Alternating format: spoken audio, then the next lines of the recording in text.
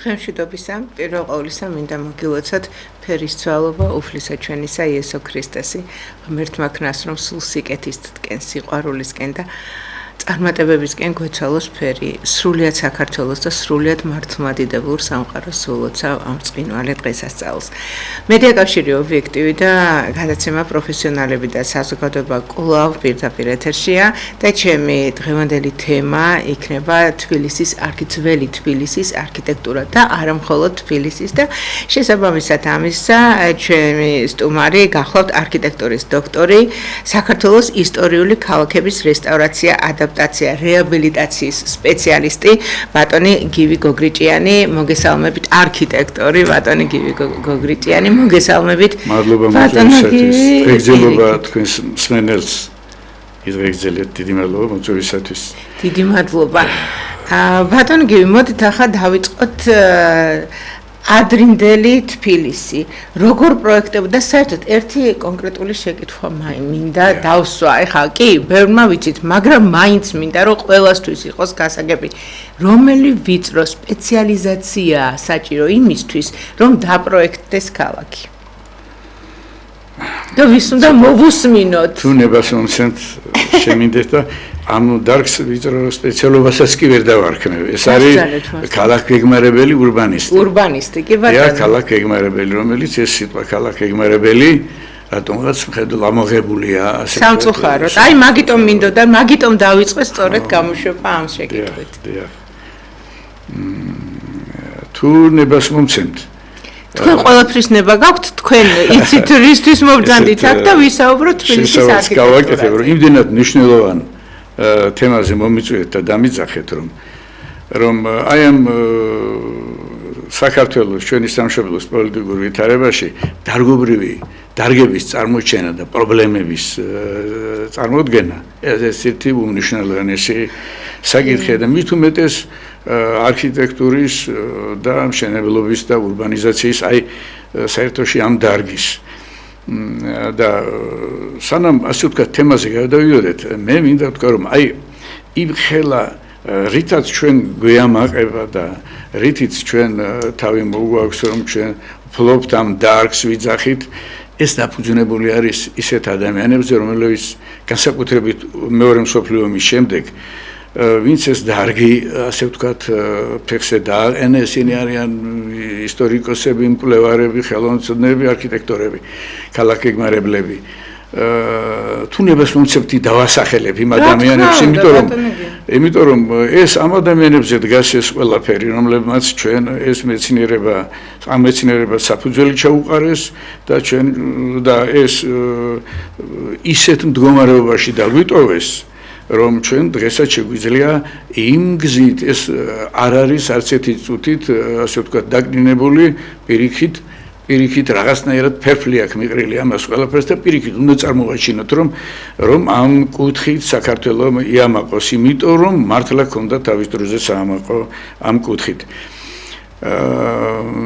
მე დავიწყებდი ბატონი შალო ამირანაშვილი ვახტანგ ბერიძე, ვახტანგ ცინცაძე,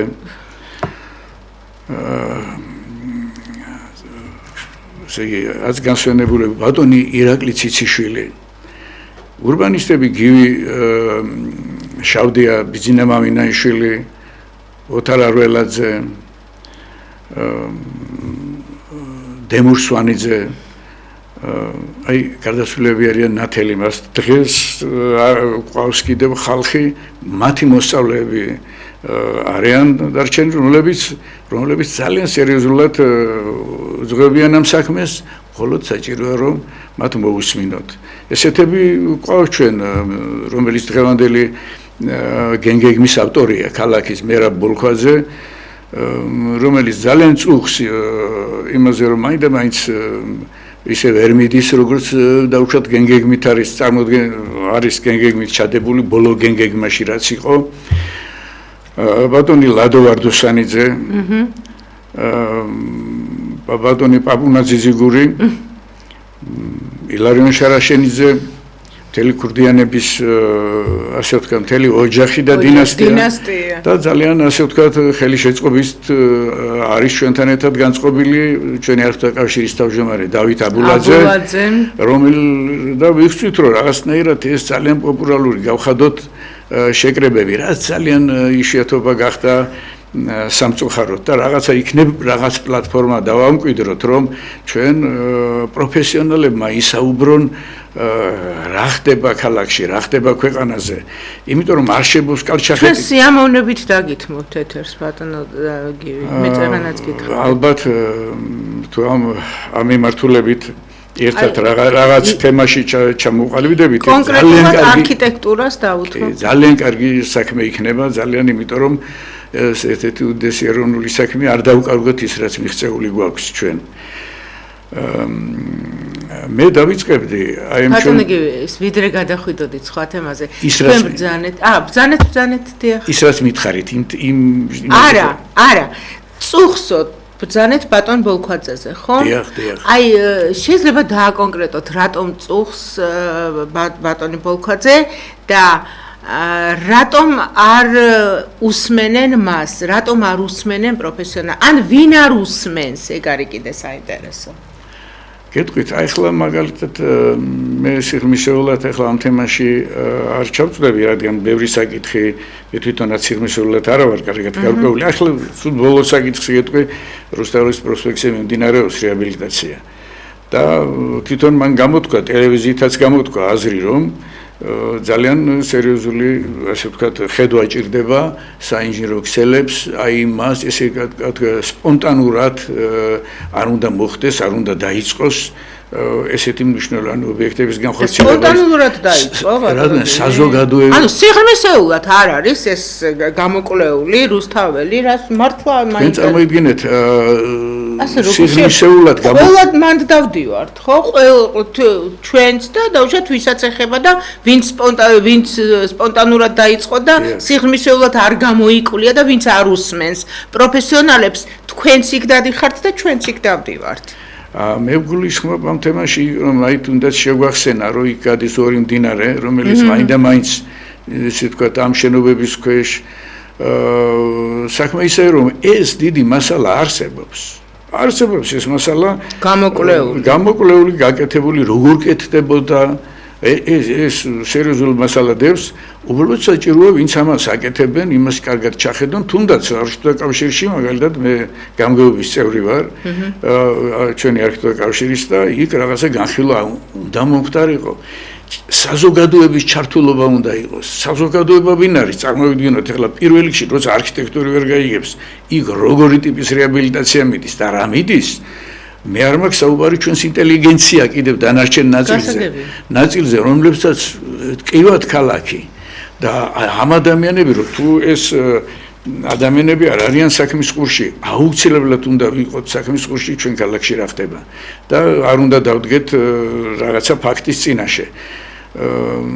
დღეს რაღაც აგერა მოხეთქავს ხვალიქ და რაღაც ესეთი სანიაღვრექსელები და ესეთი გასაგებია რომ დაგეგმილია, რომ იქ უნდა გაკეთდეს ესეთი მნიშვნელოვანი კომუნიკაციები. შეიძლება არის კარგად დაგეგმილი. მე არ ვიცი, მაგრამ განხილვა არ მომხდარა. ბატონო გივი, თქვენთვის არავის არ უკითხავს ამის თაობაზე, არა, მე შეიძლება არ შემიგეთ. ტელევიზიებიდან გაიგეთ, რომ რეაბილიტაცია მე შეიძლება არ შემიგეთ, რომ ორმოგვით ვიცოდი, რომ ესეთი თემა სპეციალისტებისთვის არ უკითხავთ, არ ყოფილა შეკრება და არ ყოფილა განხილვა ამ თემის. ეს რო ყოფილიყო განხილვა, მაშინ კავშირში უნდა მომხდარიყო ამის განხილვა. და ეს კავშირში ამის განხილვა არ მომხდარა. და ჩვენ იქ ახალგაზრდები გვყავს, ჩვენ გვიყურებენ.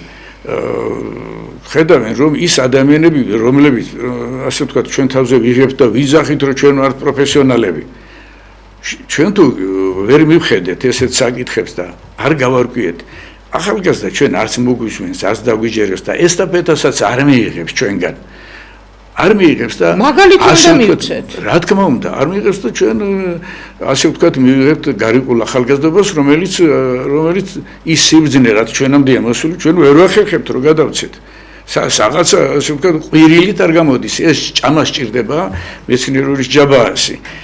საიდანაც ხდება ამ ყველაფრის გადაწყვეტა. აი ეს პრობლემები არის ნამდვილად. თუ შეიძლება აი აქედან ერთ მნიშვნელოვანზე გადავალდოთ, თუ გნებავთ ამ საკითხსაც დავუბრუნდეთ. როდესაც თბილისზეა საუბარი, უნდა წარმოვიდგინოთ ჩვენი ქვეყანა. სად მდებარეობს გეოსტრატეგიული მდგომარეობა აქ ზაჯვარედინზე არის. წარმოვიდგინეთ, რის საფუძველზეც ჩვენი ქვეყანა შეიქმნა.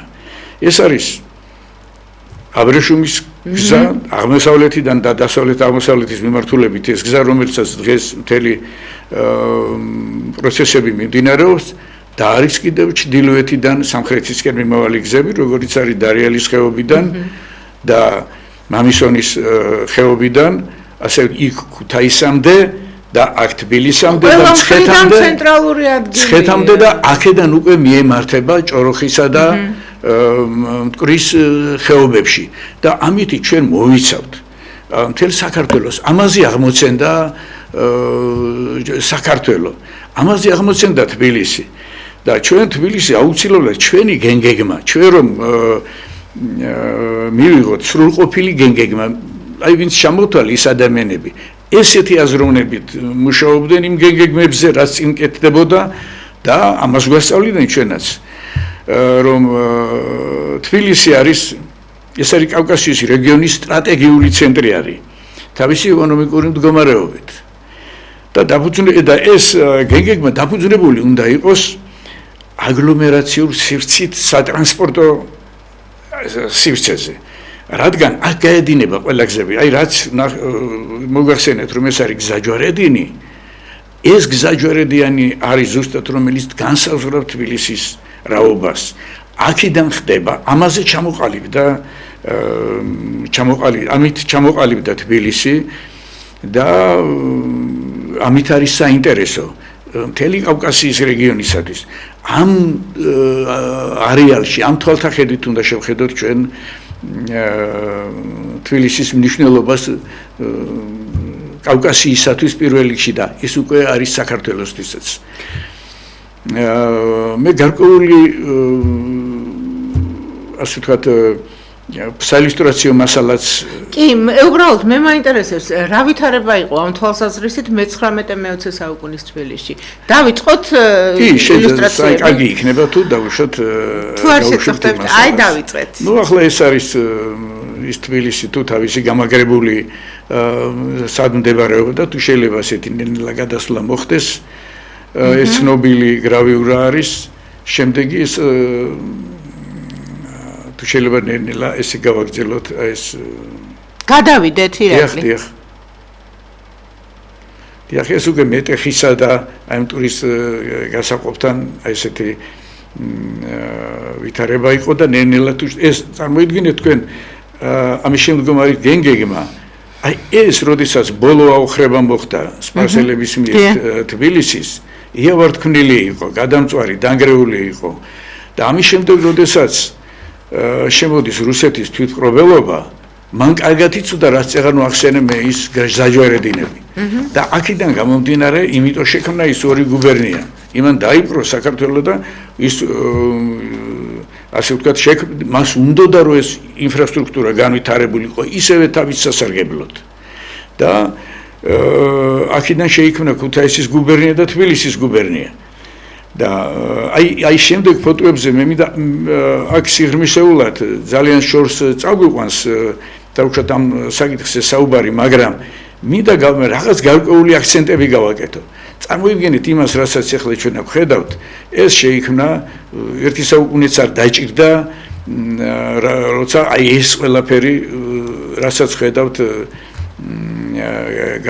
შეივსო ქალაქი და ის წარმოიდგინეთ შემდეგი ფოტოებზე უფრო კარგად ჩანს. ესე იგი, ერთი ქალაქი ერთი ნაპირიდან მეორე ნაპირზე ისე გადადიოდა მეტეხის ხიდთან, რომ ვერც კი წარმოვიდგენდით ქალაქის და უშუალოდ სად იწყებოდა ან სად ჩერდებოდა მტკვართან. აი ისეთი ურბანული გარემო შეიქმნა აქ. ურბანული გარემო. და ვისი გაგეგმარებულია? ეს ფაქტიურად ეს მოდის თბილისი არის ფეოდალურ ქალაქზე. მაგრამ თავარი ის კი არ არის, მე მგონი ვისი დაგეგმარებულია. თავარი ის არის, რამდენად usmenდნენ урбанистებს და სპეციალისტებს. კი ბატონო, მაგრამ მანამდე ერთ მომენტს ვიტყვი კიდევ რომ თვითონ თბილისი ისე იქმნებოდა, ესე იგი, როდესაც ეს დაანგრიეს თბილისი, მე-19 საუკუნის ქალაქი ფეოდალური ქალაქის საძირკვლებზე აშენდა. და აქ უკვე ბურჟუაზია იყო შემოსული თბილისში და სხვა მოთხოვნილებები წამოვიდა. ჩვენ ფაქტიურად საქართველოს ამ შემთხვევაში უკვე რუსეთის გავლენის ქვეშ იყო და ძალიან ბევრი, ასე ვთქვათ, დაიყო თბილისმა, ასევე ქუთაისმა ეს აღორძინება. მე მინდა აი აქ ერთ ფოტოზე გავამახვილო ყურადღება, შემდეგი ფოტო არის თუ შეიძლება. აი ეს არის ჩვენი სიონისა და ქარვასლის წინამდებარე ტერიტორია, სადაც დღეს სანაპიროა. ქალაქი გამოდიოდა მდინარეზე. და როდესაც სანაპიროები გაკეთდა, იმ პირველი გენგეგმით, როდესაც გაკეთეს ომის შემდგომ, მან კეთილი დადებითი შედეგებიც მოიტანა, თბილისი განვითარდა მტკვრის გასწვრივ ხაზობრივად და გადაადგილება იოლი გახდა, ქუჩები ჩამოედინებოდა გასწვრივ და მისი განტვირთვა, შემოსვლა, აი ეს სისტემა კარგად იყო დაგეგმილი. მან მოიტანა, მე მინდა ესეთი აი ამ თემაზე გავამახვილო ერთი მნიშვნელოვანი ყურადღება. მოიტანა სიკეთე ეს, მაგრამ დღევანდელ დღეს ხედავთ მინუსებსაც. ხედავთ იმას, რომ მტკვარი, ცოცხალი მდინარე გადაიქცა ტბად.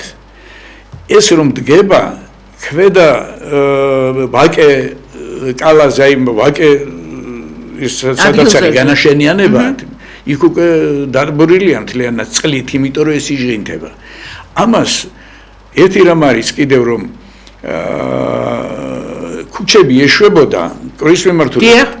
როდესაც დაუშვათ სიცხიან პერიოდში, როდესაც ესე ვთქვათ ზაფხულის პერიოდი იყო, ესე იგი აორთქლება მიდიოდა აი ამ გზების მიმართულებით, ეს ბუნებრივი ვენტილაცია იყო.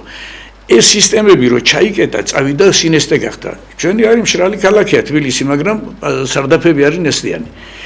ეხლა ეს კატასტროფა დაუშვათ კი არ არის, მაგრამ მე როდესაც ირვანდელი და სახის დაბრუნება გამორიცხულია, ხო? აი გეტყვით, ეხლა როგორ არის? აი ბატონ შოთა ყაულაშვილის, გიგაბათიაშვილის, ბაჟა ორბელაძის, აი ამ პერიოდში ამ თემაზე მუშაობდნენ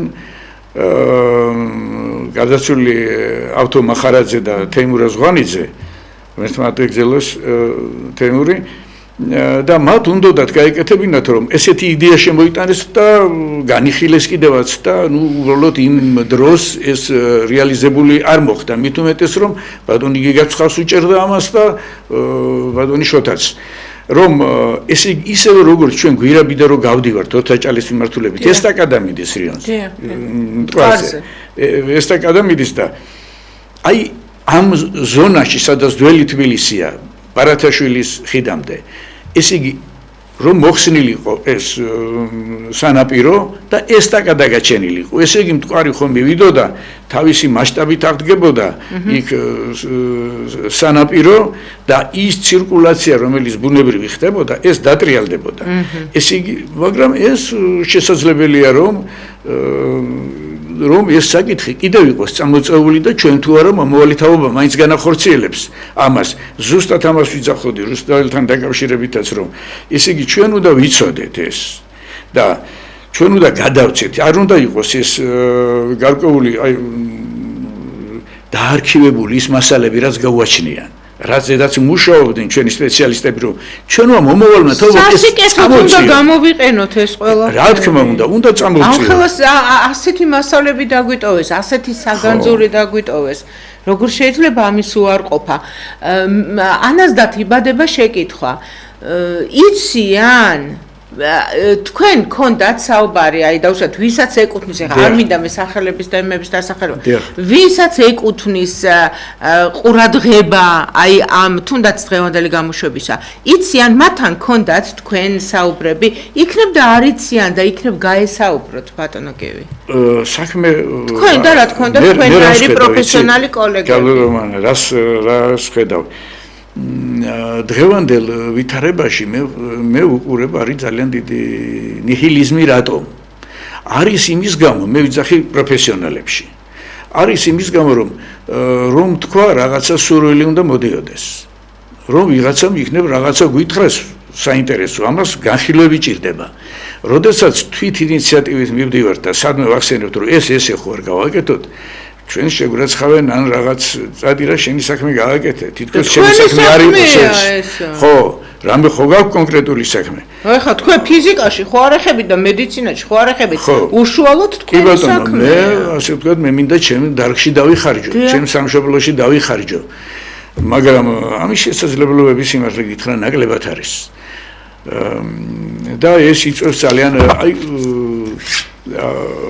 მე გავაგზავნებდი ახლა ძველ ქალაქთან ისევ თბილისის ძველ ქალაქთან საუბარს და კიდევ ორ ფაქტს მოვიყვან, რომელიც ძალიან მნიშვნელოვანი არის.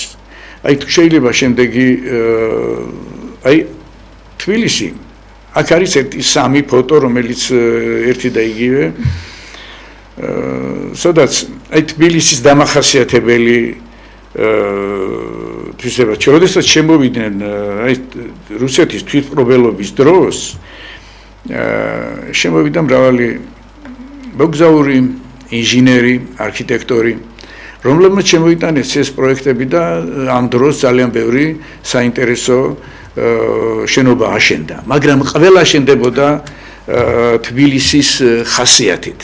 ესე იგი თბილისური ეზოს აქვს და თბილისური ეზო არის თავისებური რა თქმა უნდა აიბნებიანი თბილისური აიბნები. წარმოიდგინეთ არსებობს იტალიური ეზო. იტალიური ეზო არის ჩაკეტილი ეზო. აი ეს სახლი ერთი შენობაა. ეს ლესელიძის ქუჩიდან ჩასახვევი შავთელის რა. ხო და როგორი იყო თბილისური ეზო?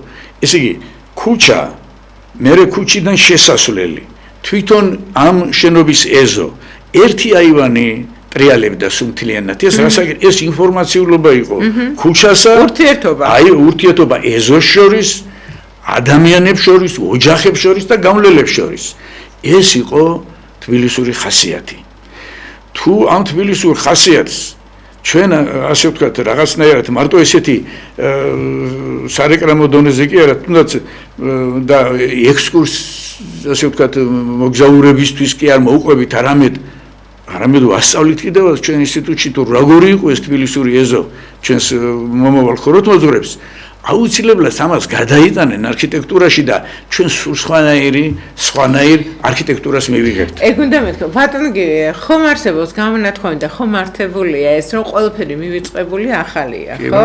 ხო და დარწმუნებული ვარ რომ ეს კორპუსებიდან სულ მალე ამ თბილისურ ეზოებზე გადავა არქიტექტურა. თბილისის არქიტექტურა ყოველ შემთხვევაში. ამენ გისმინოთ, გეთანხმებით, მაგრამ ამისთვის ალბათ დავჭირდება ძალიან სერიოზული მუშაობა. ისე ვატყობ, იმიტომ რომ აი პატარა ერთ კიდევ გავაგრძელებ ერთ ფაქტს.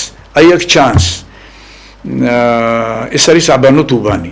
მე მოვიყვან კიდევ რაღაც ერთ ორ მაგალითს ახლა.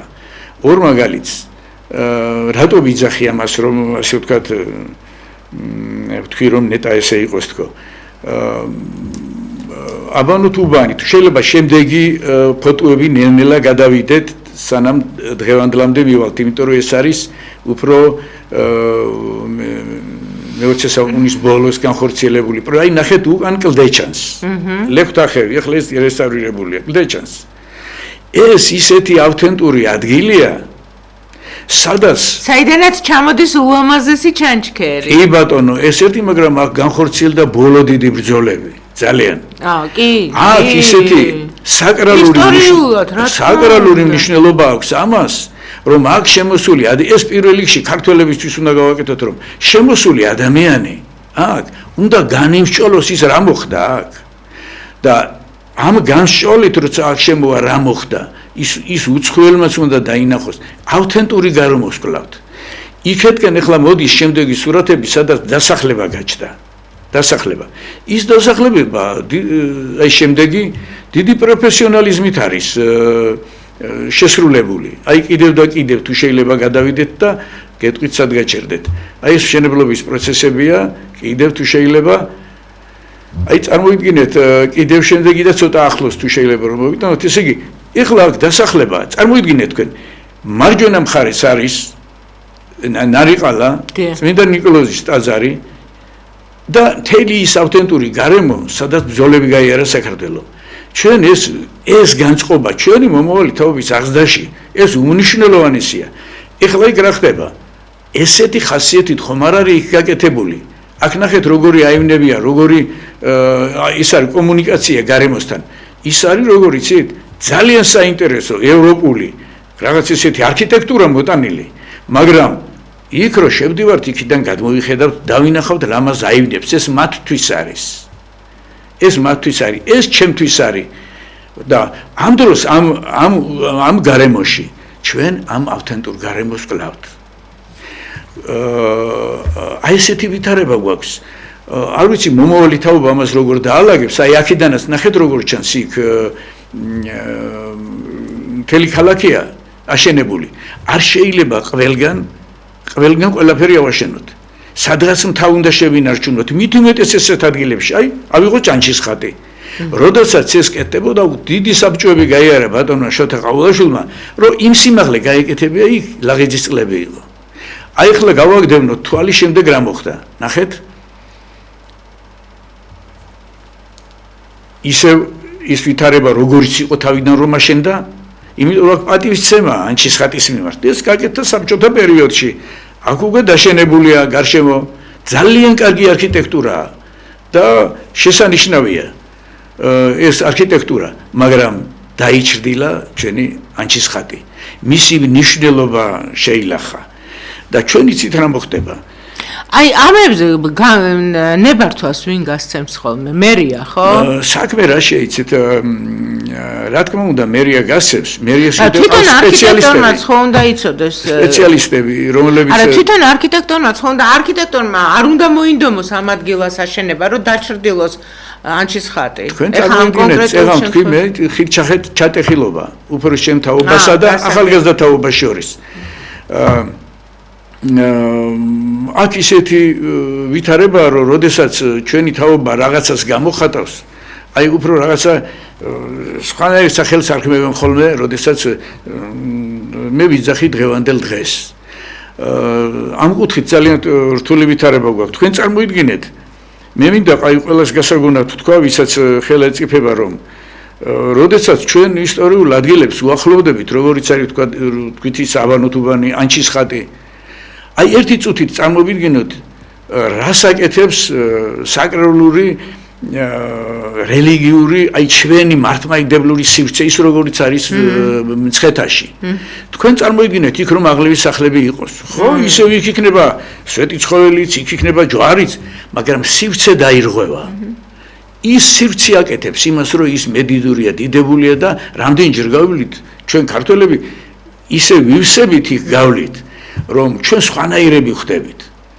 და რა არის, ეხლა ჩატარდა შესანიშნავია იქაც ის რაც გაკეთდა, ის ჩატარდა რესტავრაციები, მაგრამ ის გარემო სადაც დგას, მე ვისურვებდი რომ იმდენი აი გაჩნდა ახალი, ასე ვთქვათ, დასახლებები მის გარშემო. ასე ვთქვათ, ფსევდო არქიტექტურით, ისევე ძველი არქიტექტურით მის გარშემო რომ გადასვლა ყოფილიყო, მაგრამ მე ვისურვებდი რომ ცოტა დიდი არეალი ქონოდა სვეტი ცხოველს, რადგან იქ არქეოლოგიური ისინის გამოჩენილი იყო. ტაძარს რო ვიახლებით, მომზადებული უნდა შევიდეთ ტაძარში. იქიდან განწყობა უნდა დაგვემართოს. ეხლა რა გამოდის? ისეთი ვითარება, რომ ჩვენი ტაძრები, როგორც ექსპონატები ისე შემოგრჩება. ექსპონატები, ამას დიდი ყურადღება უნდა მივაქცევთ. როდესაც ისტორიულ ქალაქებზე გვაქვს საუბარი, აუცილებლად ეს ისტორიული ქალაქების რაობა, მათი რესტავრაცია, ყველაფერი აუცილებლად საპატიო ხოს წარმოადგენლებთან ერთად უნდა ვიხილავდეთ. იმიტომ უნდა ვიხილავდეთ, რომ იმ ძველ ქალაქში იქ სატრანზიტო ხუროთ მოძღვრება. საუბარი გაქვთ თქვენ საპატრიარქოსთან? ძალიან დიდი ასე ვთქვათ, მათთან ურთიერთობა ძალიან დიდი ბედნიერება, თუნდაც არის, თუნდაც იმიტომ რომ მე მრავალი ტაძარი მაქვს დაპროექტებული, ბევრი ტაძრები და მათთან მეუფე ალავერდელთან ესეთი პიროვნებაა, რომ ყველას ხელგაშლილი უღონივნე მოისურვოს, ასე ვთქვათ, ამ საკითხზე საუბარი.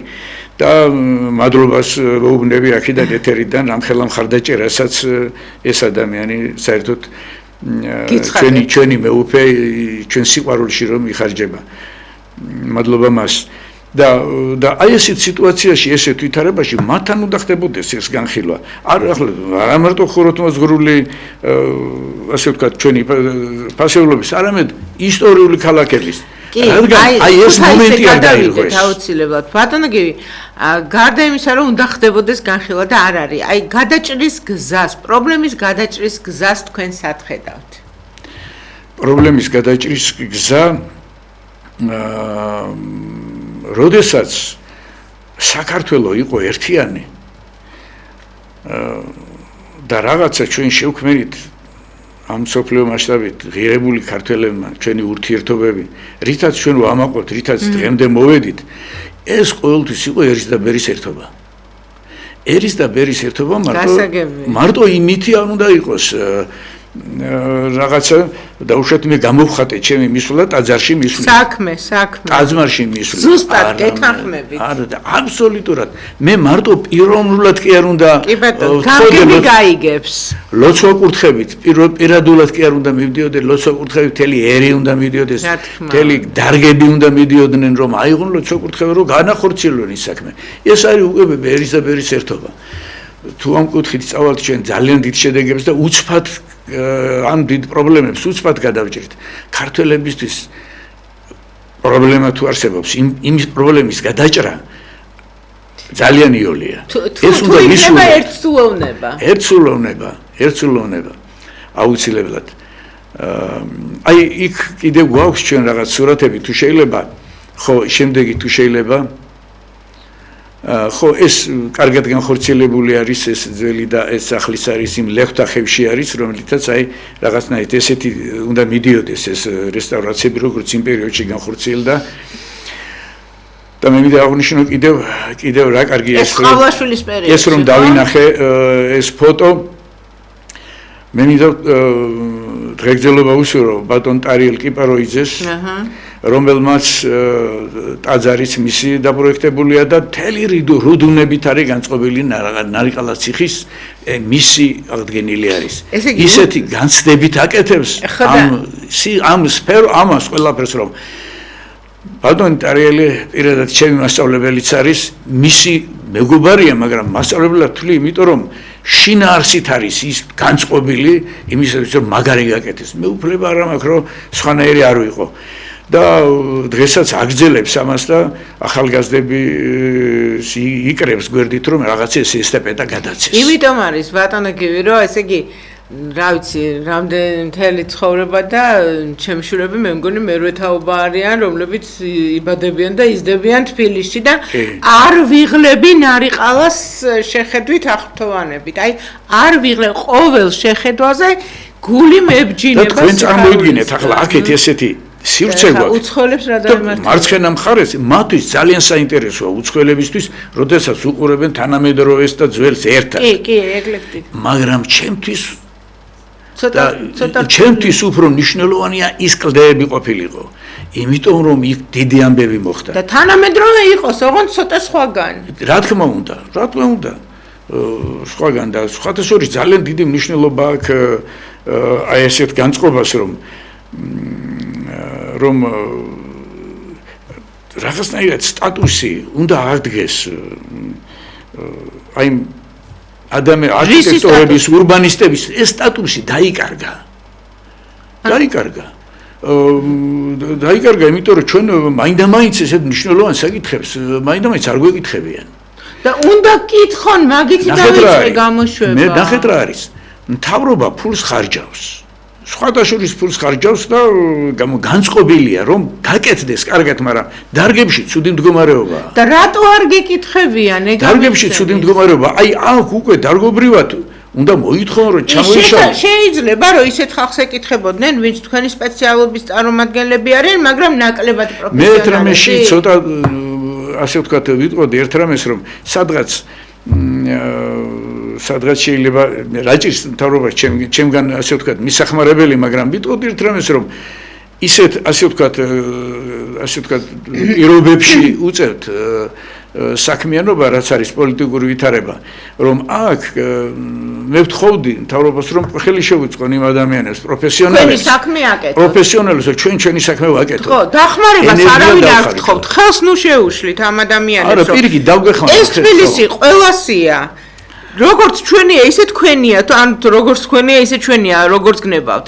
ყველასია ეს თბილისი და ყველას გვჭირდება урбанистების, არქიტექტორების, პროფესიონალების, სწორი რჩევების გათვალისწინება, რომ არც მინდა მე ცუდ შედეგებზე ვიფიქრო საერთოდ. აი ხა რუსთაველს დაუბრუნდე და მე ქუთაისს მინდა რომ შევეცდო. და თუ შეიძლება ერთი რაღაცას აღნიშნავ კიდევ და მე თქვენი ფოტოები ამოიწურა. ბოლოში არის ერთ-ერთი ფოტო, რომელიც მე მიმაშინია რომ ეს არის ქალაქთან დამოკიდებულების ერთგვარი ძეგლის სტელაც არის. ეხლა მაინდა-მაინც ეს კარგი ფოტო არ არის, მაგრამ ეს არის კოშკი გაბრიაძის რეზო გაბრიაძის საათი. ისეთ რა არის? ამ ადამიანს შეეძლო და ურჩევდნენ, მე ბატონ რეზოს ვიცნობდი კარგად. იმიტომ რომ ქუთაისში უნდა გაგვეხორციელებია მარიონეტების თეატრი და იძახოდა რომ ეს იქნება ერთ-ერთი საუკეთესო ევროპაშიო, მაგრამ ვერ განახორციელდა.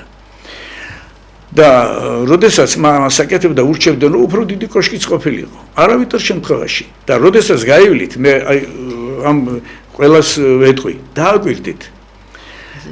ამ შენობებს შორის დგას კოშკი, რომელიც არის თითქოს ტორტმანებს. აი რაღაცნაირად გადახრილიც არის. კი, ეს რა არის იცით? აი ამ გარემოში ფილოსოფიური ძეგლი დადგა. რომ ჩვენ როგორ უნდა მოვეპყროთ გარემო, ის კი დგას მაგრამ სათუთია ყველაფერი. რა საინტერესო აქ.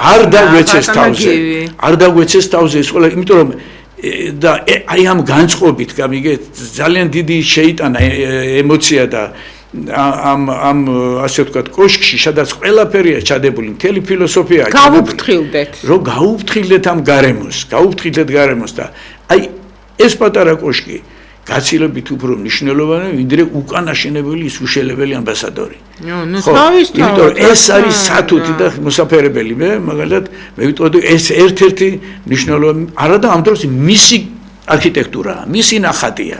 მან განახორციელა ეს ერთ-ერთი უმნიშვნელოვანესი ძეგლია ასე ვთქვათ ჩვენს ისტორიულ ქალაქში. ჩვენ თბილისის არქიტექტურის შესახებ აუცილებლად გავაგრძელებთ საუბრებს. როგორც ვთქვით, ავიღოთ ან თუ გნებავთ ერთი პარასკევი ან ერთი დღე კვირაში. ბატონ ილია ჩაჩიბაიასთან იქნება ამ თემასთან დაკავშირებით აუცილებლად გასაუბრება და შევთანხმდებით და გავაგრძელებთ თბილისის არქიტექტურაზე საუბარს. თუ აი დღევანდელი გამოშვებისთვის თქვენ ამოწურეთ სასაუბრო, თუ შეიძლება აი ქუთაისს მინდა შევეხოთ. ქუთაისის არქიტექტურა. საინტერესოა ძალიან. იმიტომ რომ მე მუშაობდი ძველი ქალაქი თბილისის რესტავრაციების 76 წლიდან 82 წლამდე ბატონ გიგაბათიაშვილთან, შოთა ყავლაშვილთან, ვაჟა ურბელაძესთან ერთად, შემდეგ მათ შემომთავაზეს რომ წავსულიყავი ქუთაისში და რესტავრაციები განმეხორციელებინა. და მათი დახმარებით მთელი ეს იურიდიული საფუძვლებიდან გამომდინარე, თუ კი რამე ჭირდებოდა ამ რესტავრაციო საქმიანობის დაწყებას, მე გადავედი საცხოვრებლად. მე იქ დავოჯახდი. აი ეს არის საქმის სიყვარული. ხო, წავედი იქ და აქედან დიდი დახმარება მქონდა და განხორციელდა ეს ყველაფერი, მაგრამ ნუ მე აი როდესაც დაიწყო უკვე წამოვიდა 80-იანი წლების ბოლო, 90-იანი წლები, ეს ყველაფერი ჩამოიშალა. და წავიდა აი ამ ყველაფრის ნგრევა. და ბოლო დროს ეხლა იყო ტენდერი გამოცხადა ინფრასტრუქტურის სამინისტრომ, ეს იყო 19 წელს მერე პანდემია დაიწყო.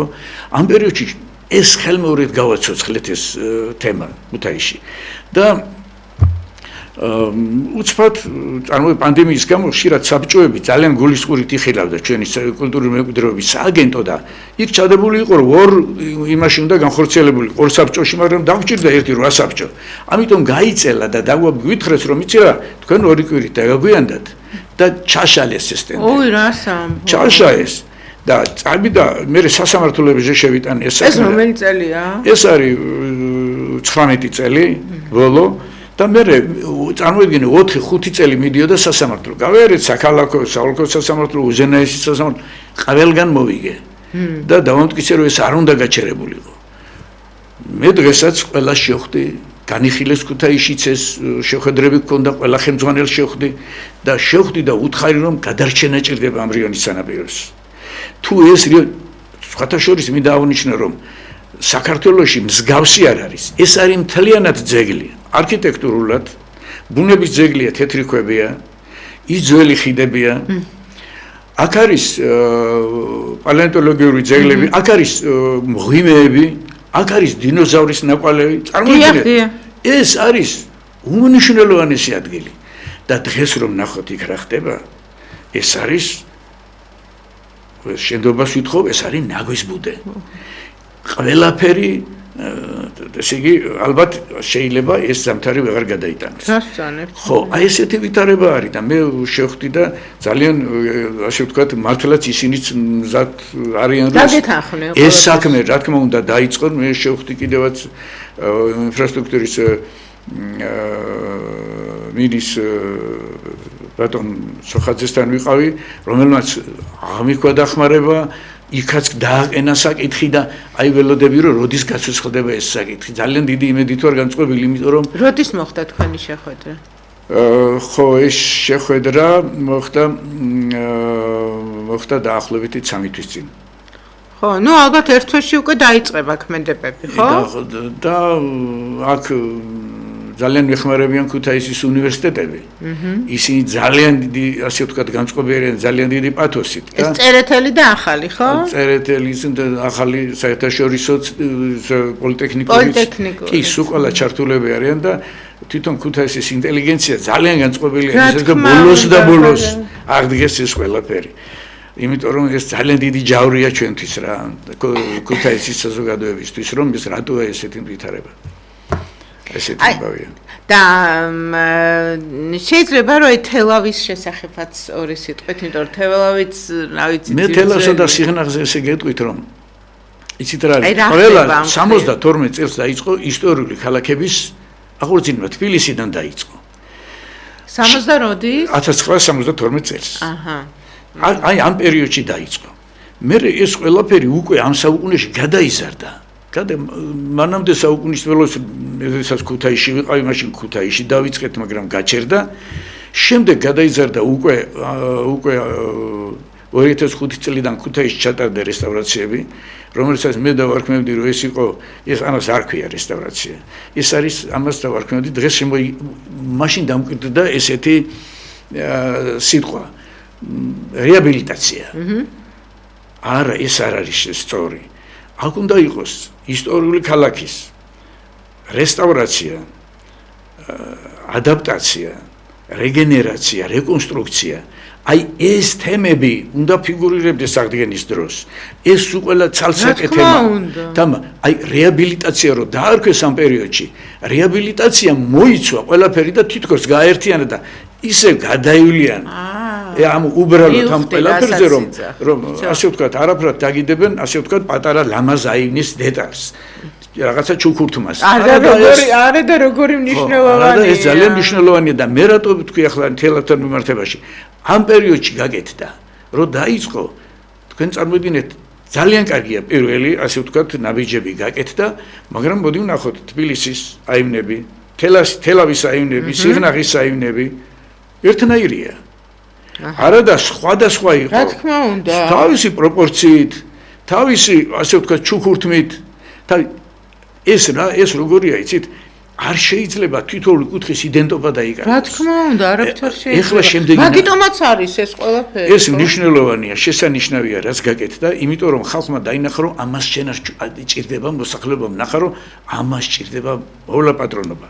ეხლა უნდა გადავიდეთ მეორე საფეხურზე, რომ ჩვენ უკვე შეცვლა ხო შეიძლება? რა თქმა უნდა, მაგრამ ამას ჭირდება ძალიან სერიოზული დამოკიდება, მეცნიერული მიდგომა. პირველ რიგში კარგი უცბად ერთდროულად მეცნიერება და მშენებლობა არა, პირველად ჭირდება ამას დამუშავა ხელოვნება, ცოდნეების, არქიტექტურების, აი ყველა ამ ადამიანების ჩართვა. და შემდეგ პრაქტიკა. ხო, და აუცილებლად ამასთან ერთად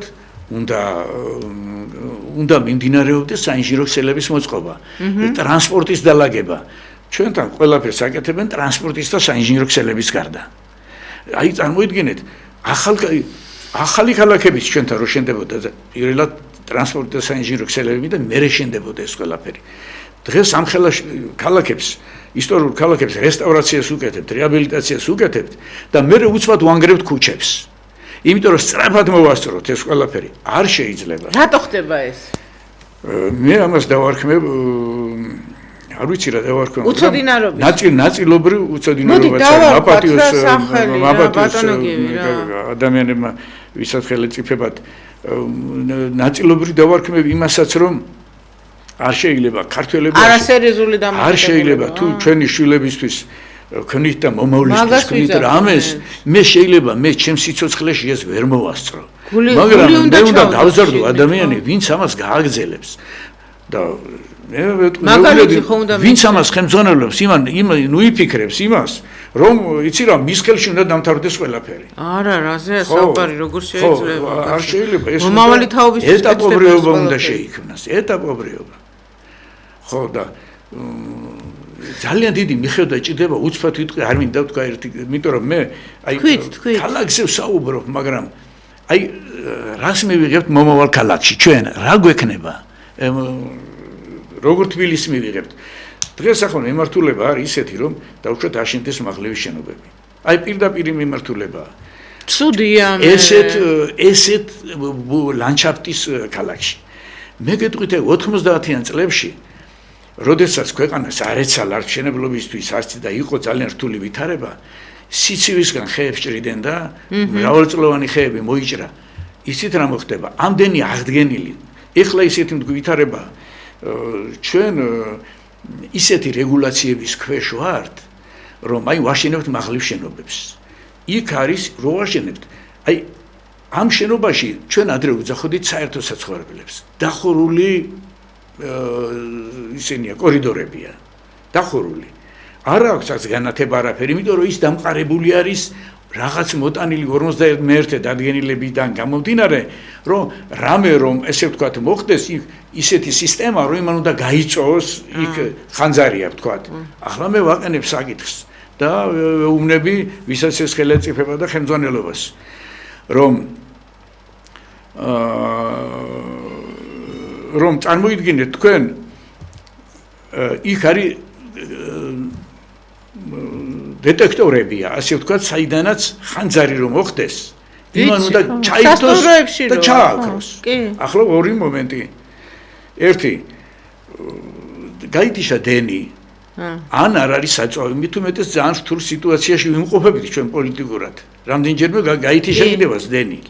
იქ რო ხანძარი გაჩნდეს, რა მოხდება თუ ვფიქრიათ. აი ახლა რა და 16 წამი მრჩება ბატონო. ხო და ერთი კიდევ.